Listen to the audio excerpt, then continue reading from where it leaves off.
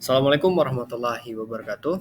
Perkenalkan, nama saya Rizky Kumulya, mahasiswa program studi pendidikan profesional guru Prajabatan Gelombang 1 tahun 2023 Universitas PGRI Palembang. Nah, pada kesempatan yang singkat ini saya akan menjelaskan secara singkat tentang mengenai sejarah pendidikan Indonesia.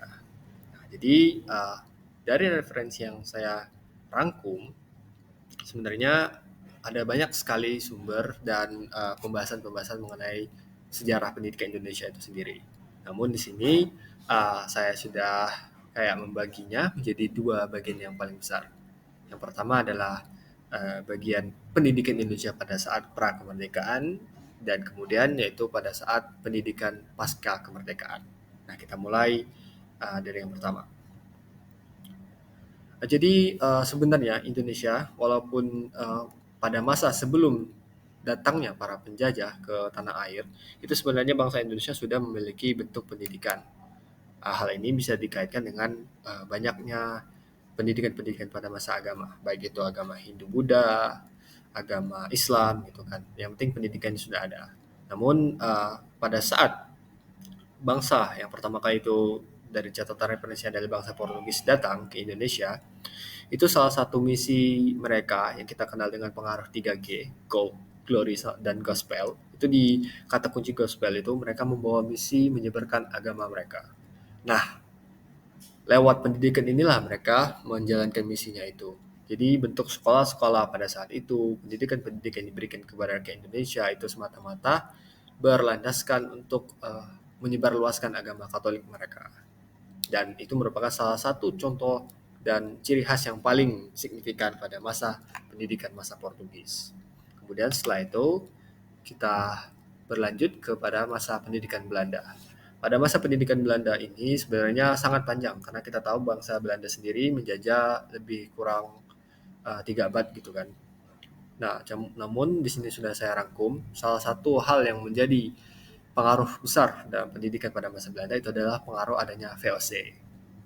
Jadi ciri khas pendidikan pada masa Belanda ini adalah beberapa jenjang pendidikan sudah mulai diatur dan juga kita sudah mulai mengenal lembaga-lembaga pendidikan seperti MULO, juga ada Stovia gitu kan, dan juga lembaga-lembaga pendidikan lainnya yang didirikan oleh pemerintah Belanda di Indonesia. Namun perlu kita ketahui bahwa lembaga dan fasilitas pendidikan ini ternyata faktanya tidak serta-merta diperuntukkan untuk semua kalangan.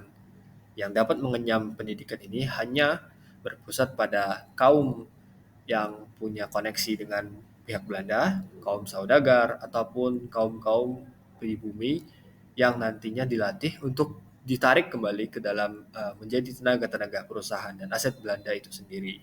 Makanya kayak kemerdekaan untuk pendidikan belum tercapai pada masa Belanda ini.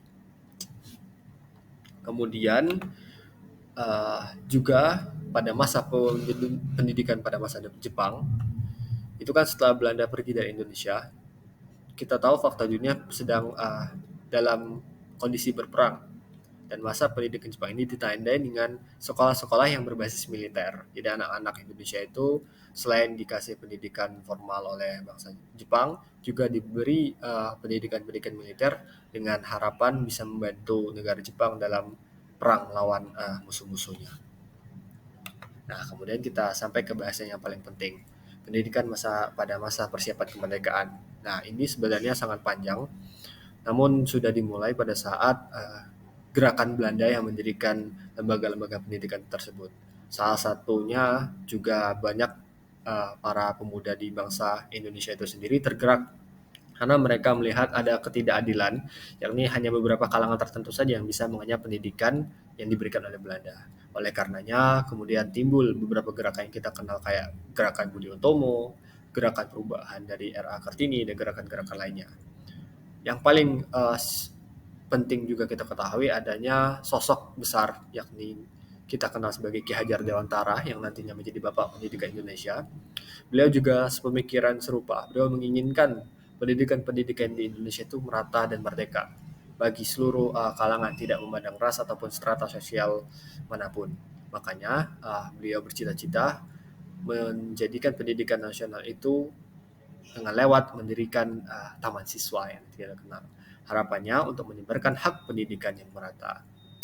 Nah, beliau juga mengidolakan dan mencita-citakan bahwa pendidikan nasional itu meskipun harus tidak kalah dengan pendidikan-pendidikan di luar negeri sana, namun juga harus berlandaskan dengan kebudayaan tanah air. Sehingga corak dari pendidikan Indonesia sendiri tidak lepas dari kebudayaan-kebudayaan yang ada di negeri kita tercinta. Kemudian dari sana cikal bakal kemudian banyak kurikulum-kurikulum yang kemudian timbul pada masa pasca kemerdekaan. Yakni kita ketahui dari mulai rencana pembelajaran 1947 sampai ke kurikulum 2013 yang saat ini. Dan pada masa pendidikan Orde Baru ini, rencana Pelita dan juga banyak sekali muda-mudi yang bersuara, menyuarakan hak pendapatnya yang sebagai bentuk kemerdekaan dari hak pendidikan itu sendiri. Nah, sehingga kita sampai pada masa pendidikan reformasi ataupun sekarang yang kita lihat sebagai kayak ada produknya kurikulum 2016, kurikulum 2013 yang sudah mengedepankan student center gitu kan, ketimbang pada masa Orde Baru yang lalu masih kayak berfokus pada guru yang menjadi aktor utama. Kemudian juga kita kenal di saat-saat ini juga program Kampus Merdeka ataupun Merdeka Belajar, kurikulum Merdeka itu juga merupakan upaya-upaya yang dilakukan pemerintah untuk memerdekakan murid atas pendidikan yang mereka alami. Nah, mungkin itu adalah secara singkat dari pendidikan nasional Indonesia. Lebih dan kurang saya mohon maaf. Saya akhiri presentasi singkat ini. Wassalamualaikum warahmatullahi wabarakatuh.